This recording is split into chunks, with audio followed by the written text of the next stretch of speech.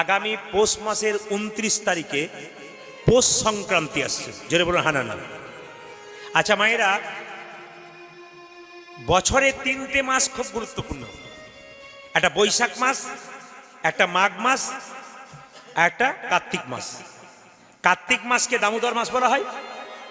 বৈশাখ মাসটা স্নানের জন্য, জলদানের জন্য, আর মাঘ মাসটাও কিন্তু স্নানের জন্য। কিন্তু মায়েরা লক্ষ্য করবেন, এই পৌষ মাসটারও কিন্তু দাম আছে। কেন? এই পৌষ মাসকে লক্ষ্মী পাতার মাস বলা হয়। আপনারা যারা সাধারণ মানুষ তারা জানেন, এই মাসে মা লক্ষ্মীকে পাতা হয় বাড়িতে নতুন করে। যারা পাতেন, মা লক্ষ্মী যখন পাতবেন তখন ধানের শীষ মায়ের কাছে দেবেন।